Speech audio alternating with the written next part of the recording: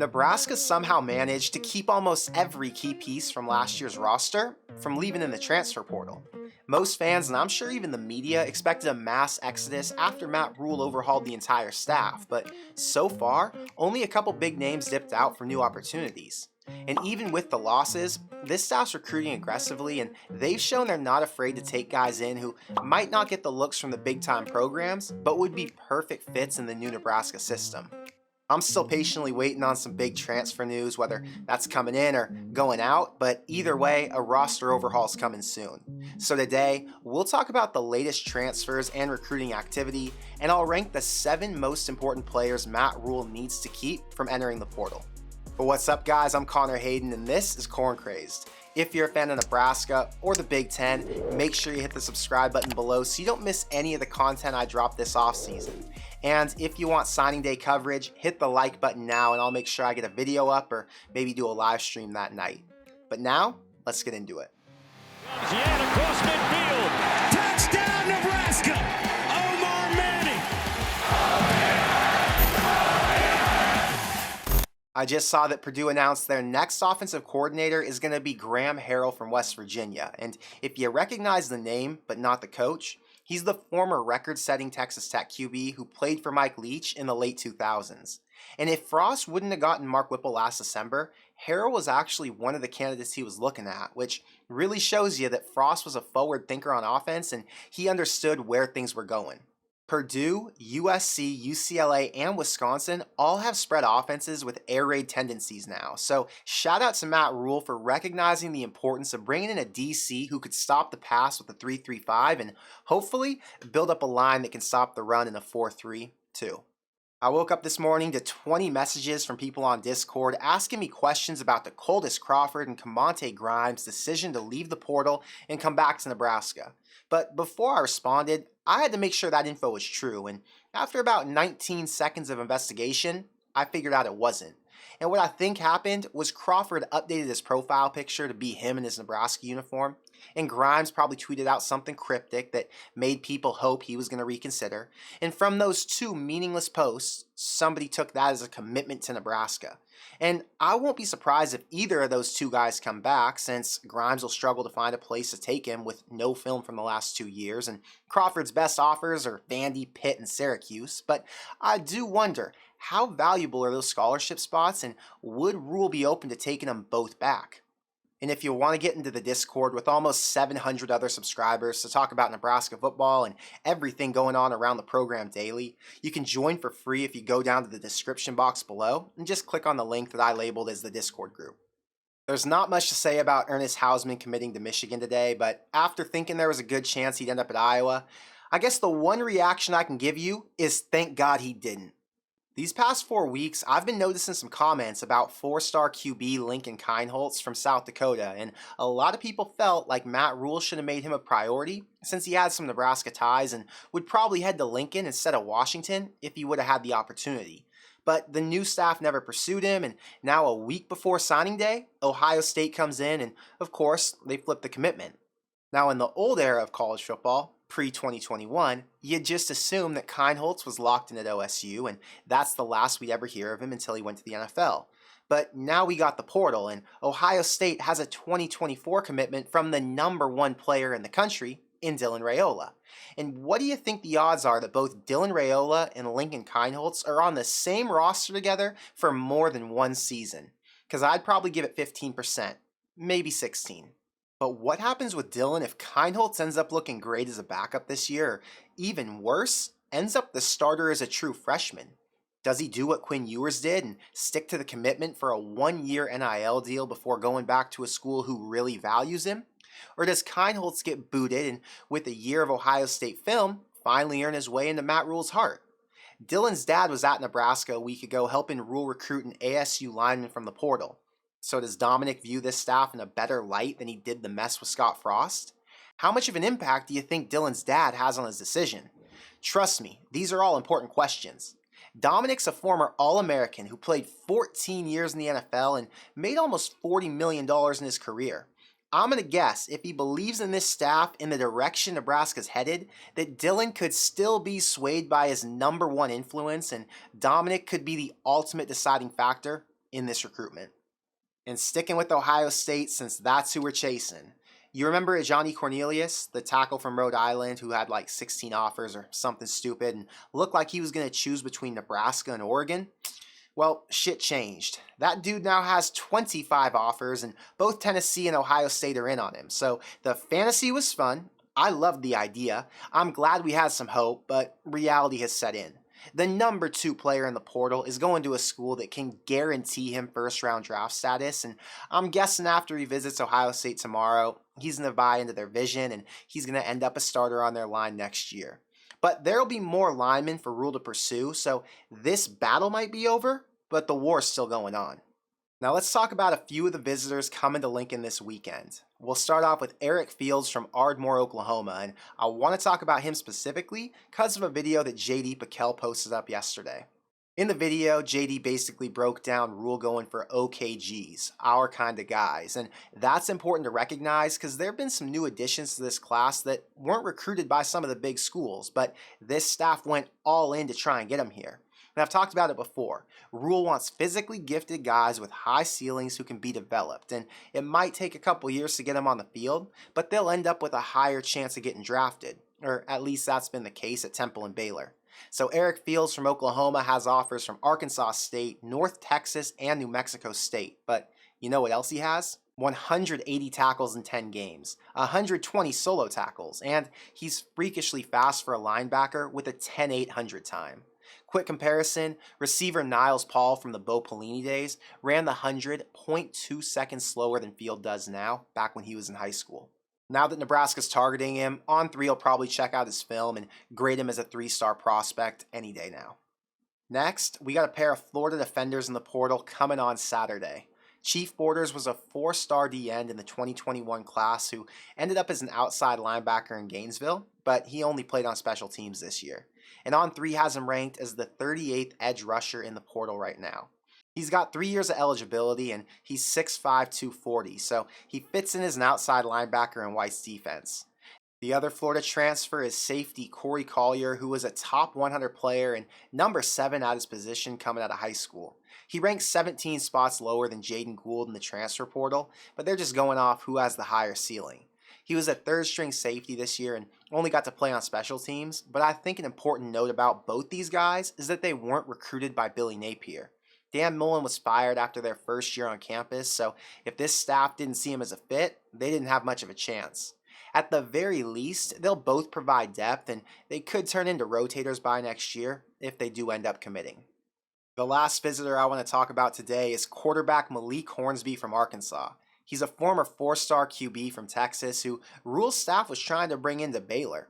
And as a high school senior, he completed almost 60% of his passes for 2,300 yards, and he averaged 12 yards a carry for almost 1,600 on the ground. Now, as a college quarterback, things didn't work out that well, but that doesn't mean he doesn't have the potential to turn things around. His best game came against Mississippi State this year, and he went 8 of 17 for 234 yards and a touchdown on top of his 8 carries for 114 yards. No doubt, he's the fastest QB in the country right now and can run it like RG3 did at Baylor. So, worst case, if this staff can't find a way to get his accuracy dialed in and make him a Power 5 passer, he can move outside the receiver and make an instant impact. These next 2 don't have visits scheduled, and I don't even think they have offers yet, but Syracuse lost 2 of their DBs to the portal, and I've got to assume Tony White's going to give him a call. Corner Darian Chestnut started as a true freshman and was all ACC that year.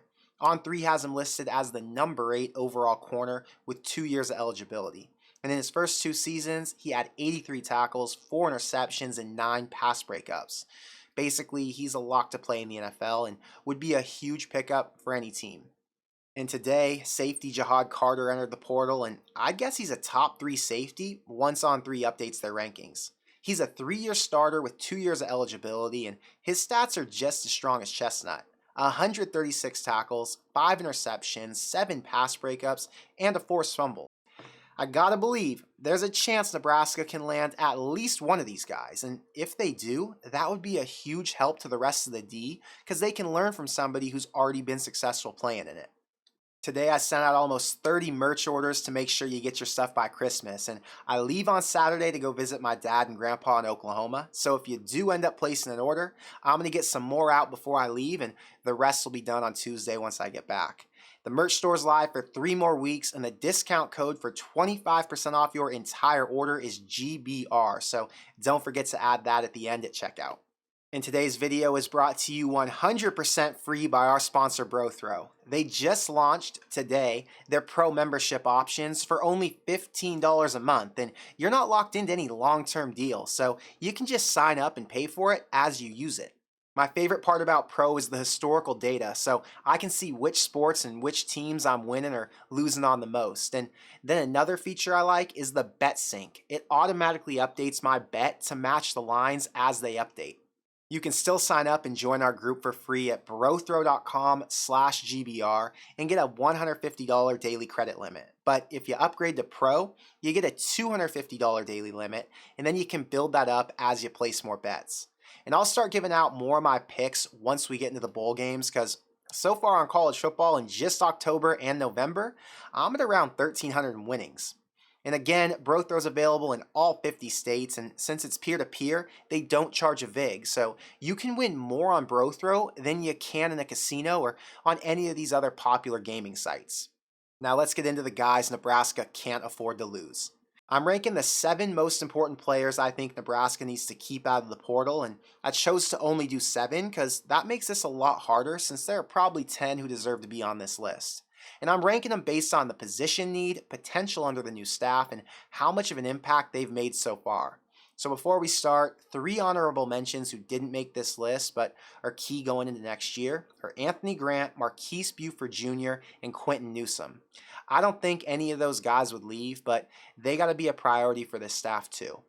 Starting off with number 7, I've got Ty Robinson. And no matter what front the D shows, a big body, proven D tackle is one of the most important positions when you have to play big time running backs like Braylon Allen from Wisconsin and Donovan Edwards from Michigan. Ty has not lived up to his full potential yet, but he's shown flashes, and more importantly, he's shown that he's the best Nebraska has on the inside. If the staff lost Ty, they'd be left with Feast as the number 1 tackle and a little depth behind him, since only 3 other tackles have shown any signs of life outside of the guys who transferred already. And I still think Robinson has a higher ceiling since he didn't improve from his first year as a starter to the second, but maybe with Terrence Knighton to teach him some new technique and Corey Coleman to get him stronger, we'll see more production on the inside. My number 6 is A.J. Allen, and I have him higher than Anthony Grant for 2 reasons. 1, he has 3 more seasons of eligibility, so he's more valuable in the long run. And 2, as a true freshman, he looked like a guy who would have started at almost any Group of 5 school in the country, so how much better is he going to look as a sophomore? He only had 190 yards rushing, but he averaged almost 6 yards a carry and looked as explosive as any other back in the room. The fear would be losing him to a school that can guarantee more playing time right away, since Anthony Grant's still the likely number 1 in Lincoln, or if Applewhite gets a job somewhere else and wants to take one of the best guys he's ever recruited with him. I feel good about the chances he stays, since he knows this staff's putting more emphasis on the run game, but competing with 3 other backs that have starting experience might make Nebraska a little less appealing. At number 5, I've got Garrett Nelson, and this one doesn't need an explanation, but I'm going to give you one anyway. Garrett's a 3-year starter and one of the 2 most experienced guys on defense with Luke Reimer. Nebraska lost 2 rushers in Tanner and Mathis to the NFL, so keeping one guy with starting experience is crucial for Tony White in year 1. He's one of the hardest workers, he's the undisputed leader in the locker room, and he's a great person that this staff can count on to buy into their process on and off the field. Number 4 is Malcolm Hartzog, not because he was the best corner last year, but because of the value for the future. He was limited to special teams at the beginning of the season, but he took over as the starting corner as soon as Bill Busch was named DC. He ended his first year with 7 starts, 22 tackles, 3 interceptions, and 2 pass breakups, but the best part was he got better and more confident as the season went on. Hiring Tony White was huge for keeping Hartzog, since White's background is as a DB's coach, and he's sent a bunch of those guys to the NFL, so I feel confident in saying he's not going to leave for the portal. At number 3, I've got Luke Reimer, because if I didn't have him on this list, it wouldn't be legit.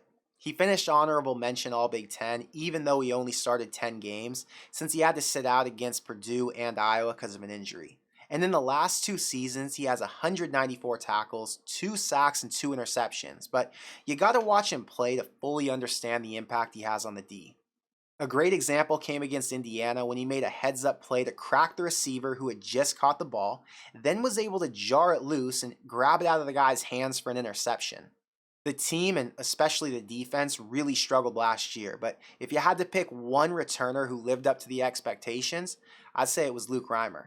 And I have no clue what his future holds, but I'm sure he could start at most top 25 programs right away and would probably squeeze into the later round of the draft. Hopefully, him not leaving yet means he won't leave at all. My number 2 is Teddy Prohaska because I still believe that's an NFL level lineman if he can get coached up right. Teddy looked great in 2 starts as a true freshman, but I think he was rushed back from his knee injury and he wasn't confident in his body this past year, which not only caused him to struggle, but he ended up re-injuring himself.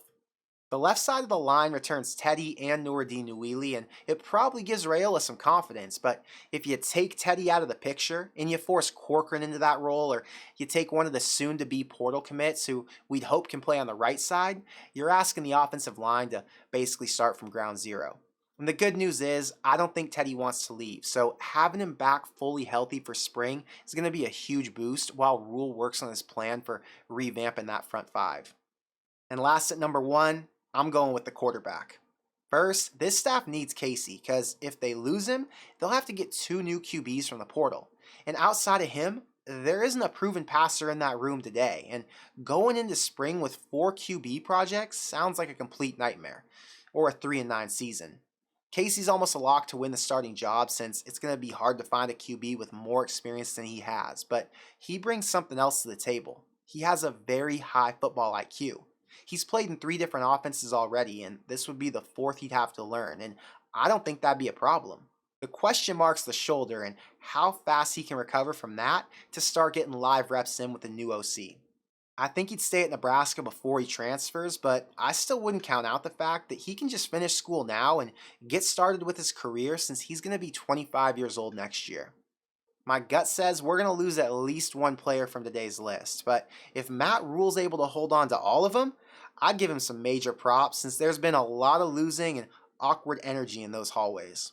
Another thing to watch for will be who comes in via the portal and if the new additions might be favored over somebody who's already played, because I'm not sure how Hartzog would feel if a new corner came in and took his spot just because White had a prior relationship. But I want to know what you think, so let me know in the comments below. Who from this list would you say is the most important guy to keep for next year? Is Casey as important as I made it sound, or did I overhype him at number 1? And how do you feel about bringing Malik Hornsby in for a visit after the well-documented accuracy issues? I think this staff knows exactly how they'd use every player they've offered, so I'm confident in their choices and that we won't see as many busts as we did in the Frost era, because that was just ridiculous. But that's all I've got for today, so until next time, thank you for being here, and I'll see you in the next one. Go Big Red.